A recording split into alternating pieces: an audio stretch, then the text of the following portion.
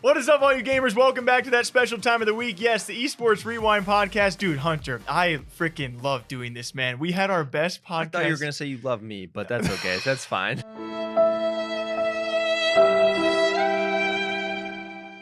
Well, you stole my shirt, so I can't love you. We had our best podcast, I think, of all time last week. Thanks to all of you commenters out there, all of you guys who enjoyed the episodes. We so much enjoy to break down all of these topics at length, and we got a lot of killer topics this week. As per usual, at the start of every episode, we read comments, and at the end of every episode, we also read some comments. Now, we had so many freaking... A lot. There was a lot to choose from this time. You guys are hilarious. The one I got was from Rodolfo. He says, watching this video update as my girl walks by, subtle flex, glances over and she goes, is Jay and Silent Bob doing a podcast now? Which apparently we look like. And the one guy, his name is actually that one guy, responds, you got a girlfriend. Bro, respect. We get that comment all the time, like a different version, a different universe of Jay and Silent Bob, which I'm just going to take as a good thing. Yeah, thank you. Keep on rolling. I'm going to read a nice comment then. I also had that one picked out. That says, it's from Yashar, I might be mispronouncing. It said, you guys are the video game world news. I get all the information I need in a small amount of time. I appreciate it. We do try not to talk too much, but we're not the best at that. Yeah, so let's get into it. Let's get into it. We hope you all enjoy. Some updates for all of you guys out there following the former FaZe members who could possibly be let back in. This is the SaveTheKids scandal. Lots of updates being dropped this past week from both Kay as well as Teeqo, who Kay is obviously removed. Teeqo has been suspended, and further updates coming from someone like Mutahar and Coffeezilla, the primary investigators of the whole scandal as well, coming sometime in the near future to probably tear apart a response from Kay. I'll give you the general premise, which I took from it, was an investigation of himself on the situation, and he said it was against all legal advice, whilst really saying a lot without saying anything at all. He does not address any of his primary accusations against him in his past of doing these kind of pump and dump schemes, which he's been accused of a handful of times. And at the end of the video, really what you get from this is he's just trying to pass all of the blame on Sam Pepper being the face and the director behind this whole scheme, as Sam Pepper said it was actually Kay running all of it. So you just got two people firing back and forth.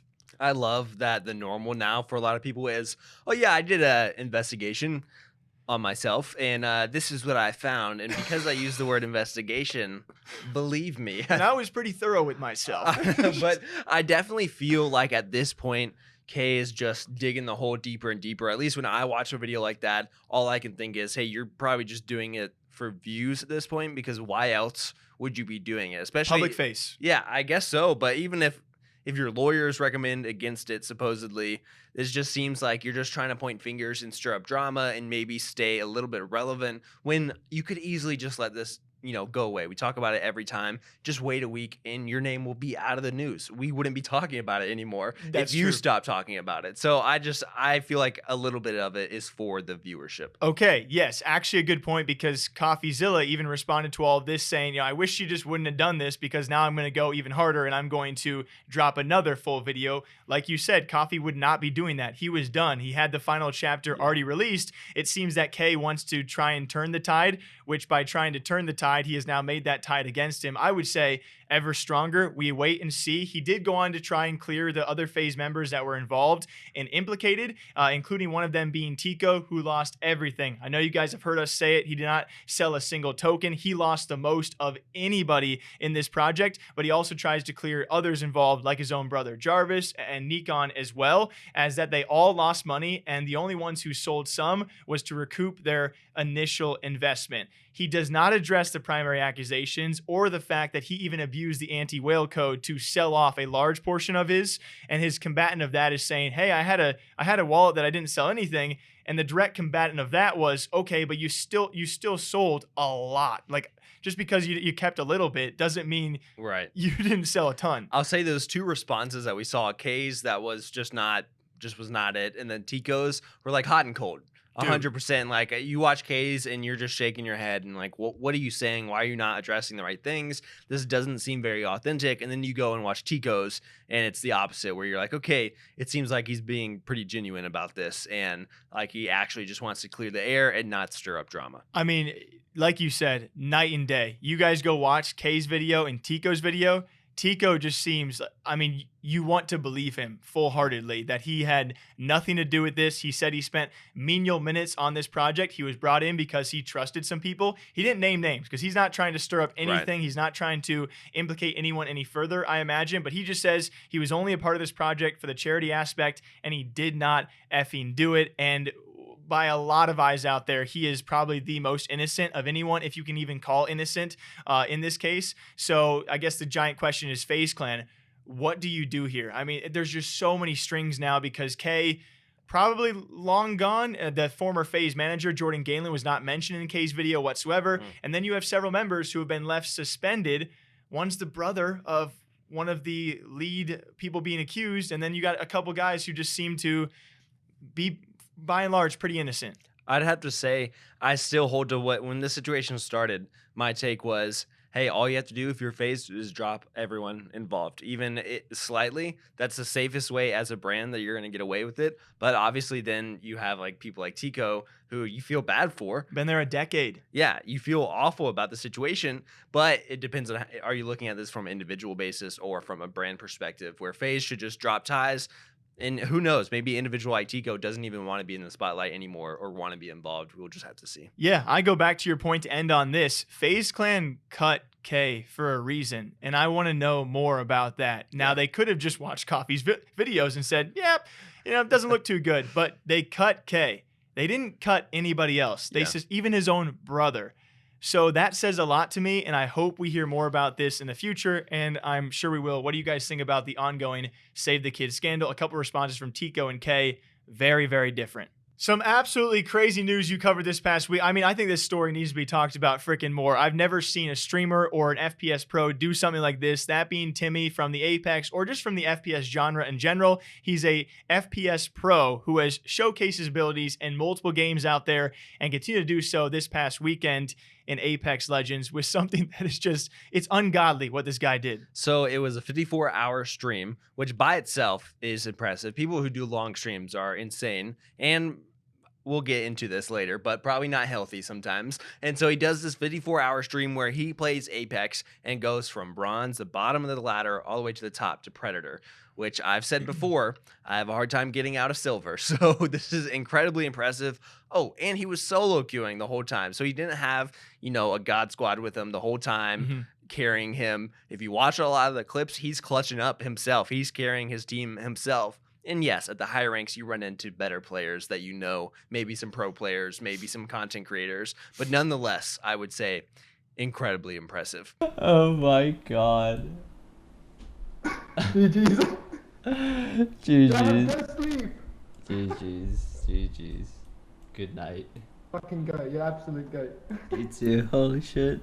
Yeah, I want you guys to tell me right now, what can you do for 54 hours straight? Because we've been trying to think of something, and not even sleeping comes to mind because that just sounds like an awful experience. This guy was sleep deprived. A couple of times he would take away webcam and apparently just relax and play a bit more casually. But just to do anything for 54 hours straight, but especially at that level while solo queue, I mean, I just can't. I'm trying to compare this to any other gaming feat or streaming feat we have seen. Obviously, Ludwig Subathon comes to mind of incredible feats out there, but he was sleeping. He was just living his life and able to do regular things. Meanwhile, you got Timmy just sitting down and cranking for 54 hours. And I know he's done this last year, but only to Masters. I would be curious if you want to, I mean, he's already legendary for this, but if I'm Timmy, I'm sitting there thinking, you want to be a real legend, do it on multiple games now. Could you sit down and do it in Valorant? Is going to be more difficult. See which one takes the least amount of time.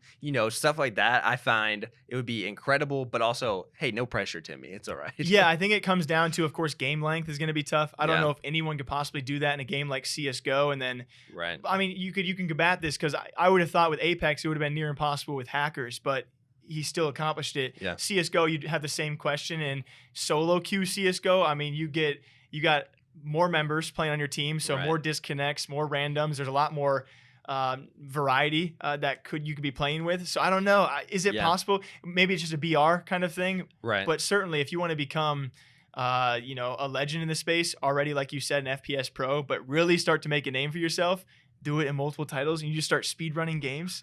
I mean, that could be crazy. So what do y'all think about Timmy's feat? 54 hours plus on stream. what could you do for 54 hours? I got a surprise one for you that I don't think many people caught on to. It was actually coming from the Nadeshot and Courage show. And they use this in their title, so I think it's free game. And I really do enjoy watching the show and some back and forth out there. You know, back in the day, we covered a lot more drama between creators. And I feel like it's kind of toned off during this pandemic of, yeah, you see swells every now and again. But before the pandemic hit, we had so many rivalries out there. Ninja and Tfue, XQC and Ninja. We had Nick Merckx and Nade for a while. Jess Blevins and XQC. Yeah, I mean, yes. I mean, everyone was getting their fill of this. Just a subtle back and forth made it a bit more fun to be around the space and watch these streamers, especially if they compete against each other. And so now we actually have a little bit of what's being called a beef around 100 Thieves Gucci. If you guys remember, they dropped that Gucci drop, which was just a Gucci bag or a backpack that received its fair amount of backlash. One of those backlashes apparently was a popular content creator known as TmarTn. The 100 Thieves Gucci collaboration is officially live, and this is the custom piece, this backpack right here. It's $2,500, and I mean, obviously massive W. This is insane to be collaborating with Gucci here.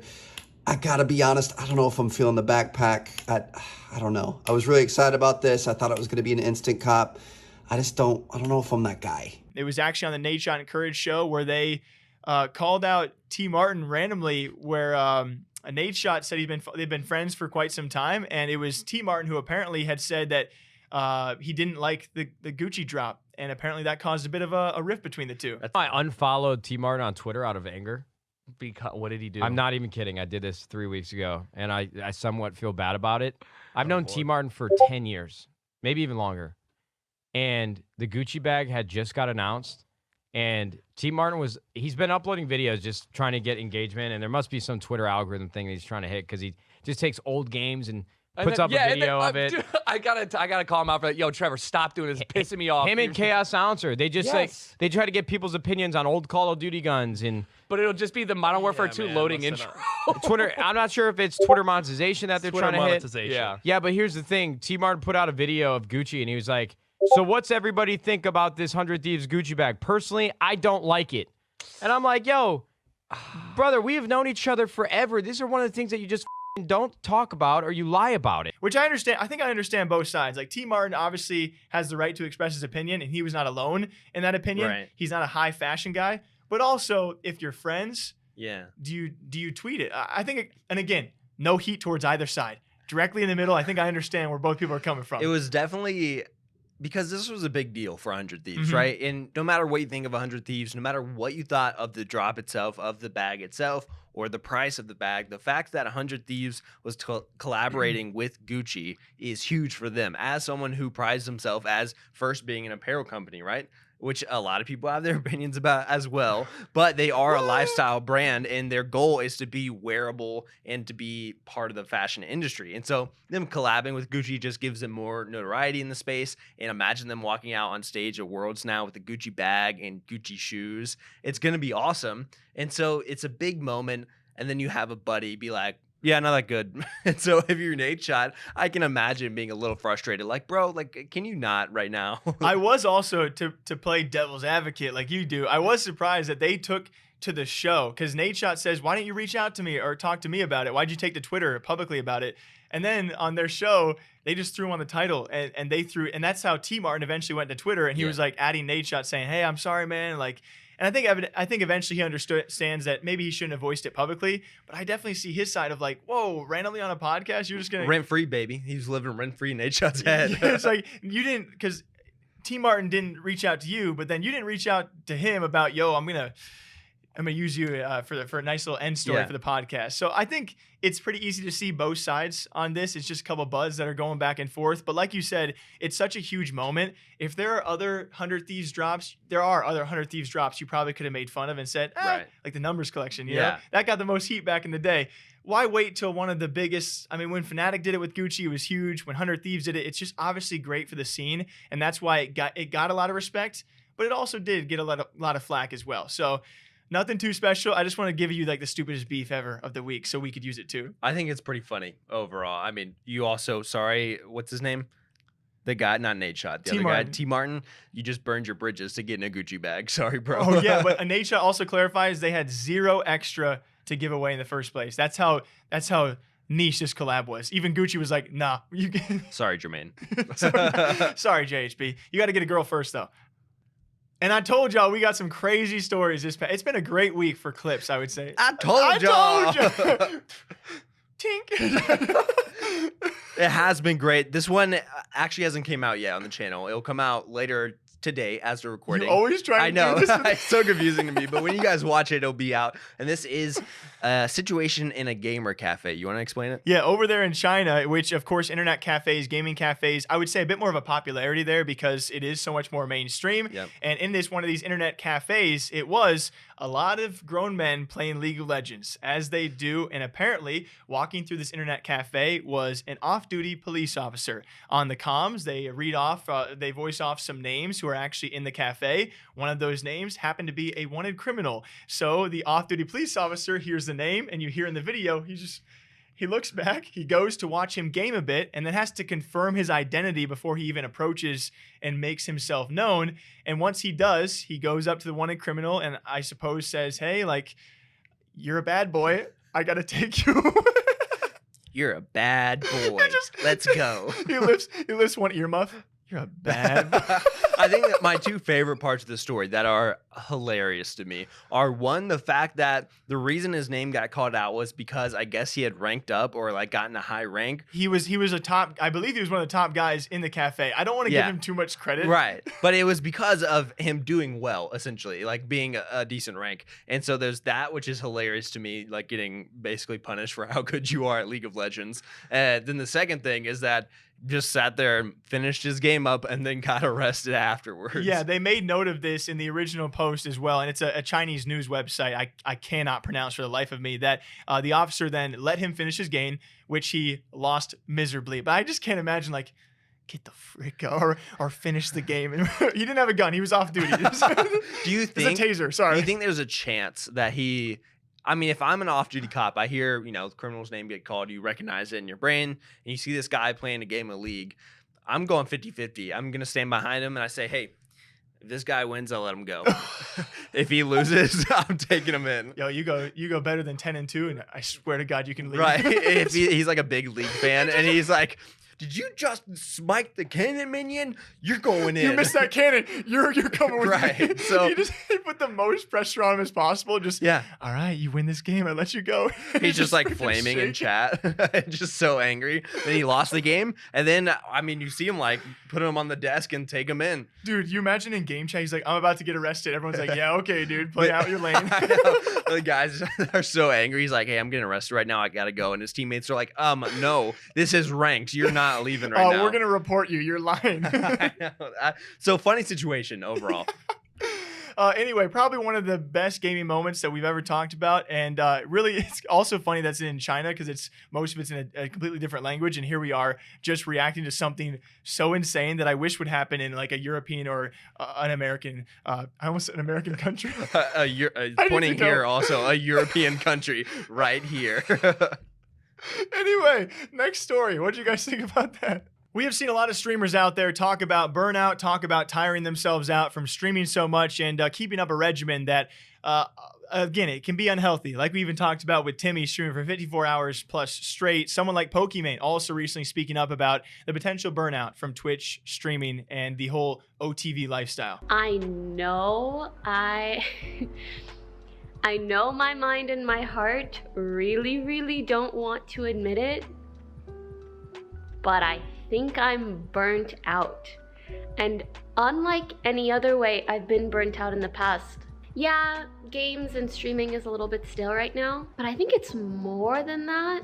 I just find myself doing so many things that I don't, not that I don't want to do, but that I'm not excited about. Which is interesting because we saw it last year when she went, before the times of Hunter, when she went to say that she was taking a break because she was feeling a little burnt out. But then this time she says this is unlike any other time she's ever experienced. So you have to I guess, believe that this is to the next degree and a little bit more serious and maybe more serious of a break if she does take one. But she goes on, yes, to say, hey, I don't have time for anything in my life right now. I manage all these different channels, all these different people. I'm starting up a new brand, a new business, and I have to deal with all that constantly. And imagine prepping all the content, and then she streams on top of all of that. And so she's saying, I don't have time to go outside. I don't have time for getting, experiences or having relationships with people. And so to me, I'm watching that and I'm like, dang, I'm sorry. Like, I start to feel bad when you realize how much goes into those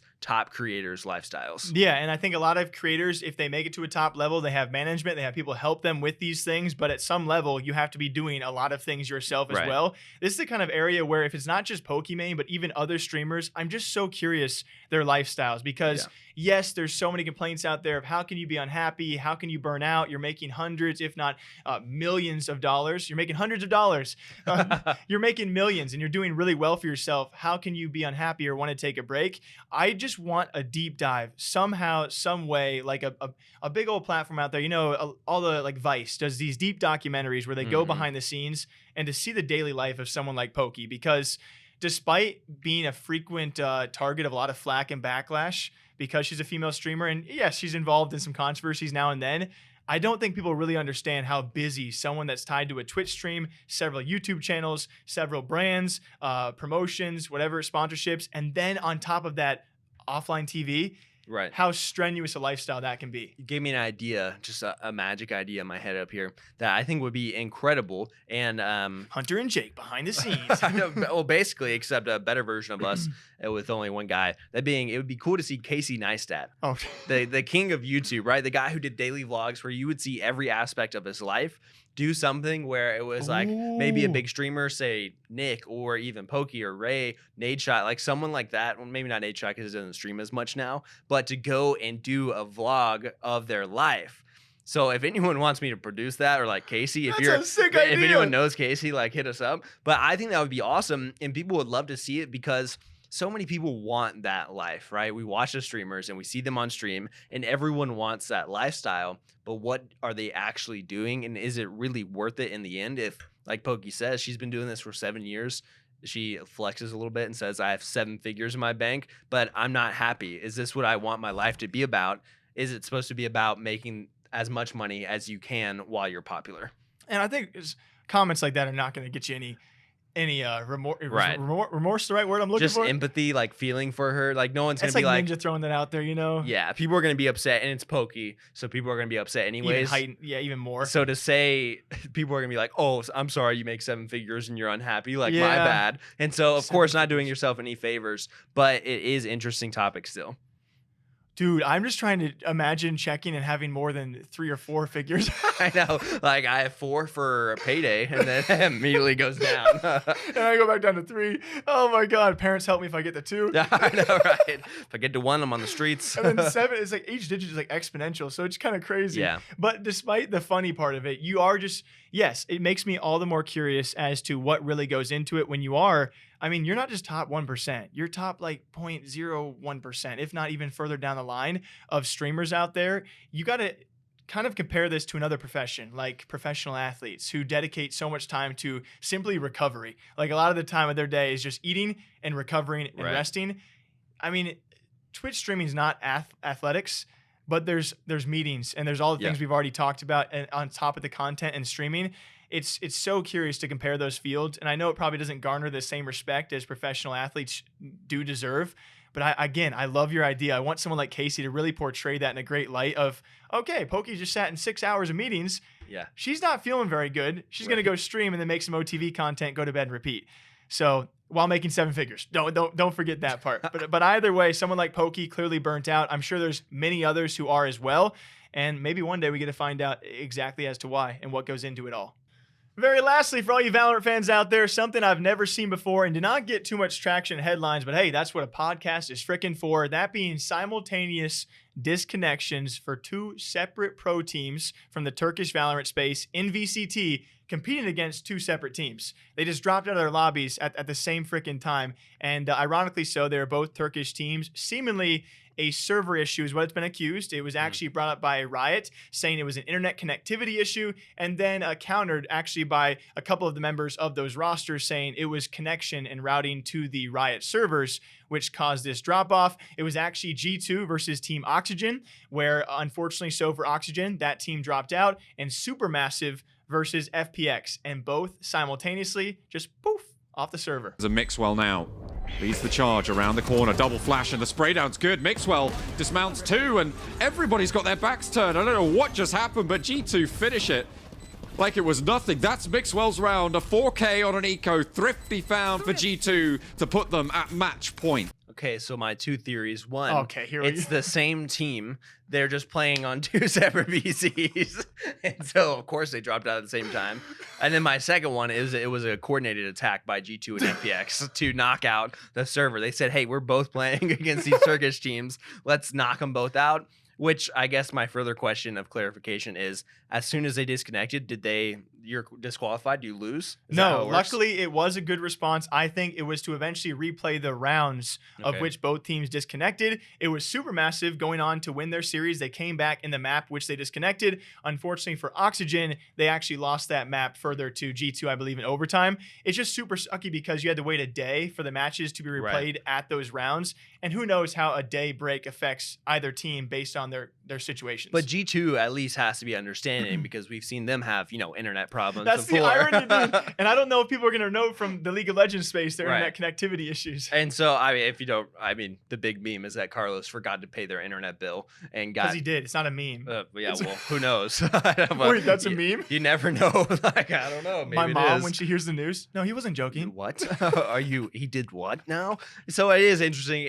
I'm glad they got to replay it. That would be my initial concern is, well, did they just get, DQ'd at least? Yeah. But at least the next day they got to play it out. It seemed to be pretty fair judgment. Just a crazy story that I've really never Yeah. seen two teams at the same time from the same region drop out of a huge. I mean, VCT is giant.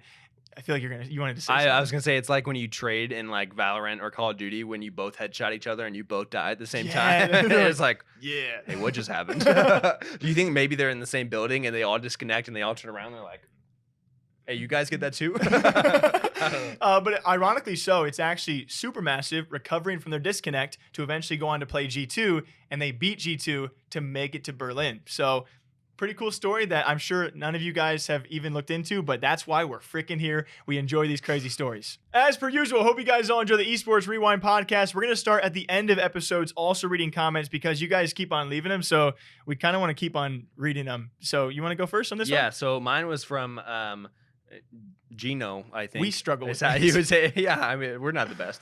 And he said, we talked about this earlier, why are you repeating this man's exact words while he's talking? Looks weird as hell. Which, to clarify, Jake does that because he's prepping all his good thoughts, all those juicy thoughts in his head while I'm talking. He does not know what I'm going to say, I promise. Don't go and look back because it'll ruin the podcast for you. But typically when Hunter speaks, I do this little thing with my lips Where he's practicing what he's about to say. because otherwise I'll freaking forget it. Mine is from Mars. He says, don't even watch the news anymore, which sounds bad at first. And he goes, this is far more interesting. That's what's up, Mars. And we will say, if you want to leave comments in the next one, leave your normal ones and then maybe leave an extra one and include a special little word. If you have one in mind, it's okay. I do. Maybe include the word beef in your comment. Yeah, drop some beefs. We hope you guys all enjoy. As per usual, once a week, every single week. We appreciate talking to all of you. Until next time, you take care of yourselves. We'll see you back here sometime soon. Bye. Bye.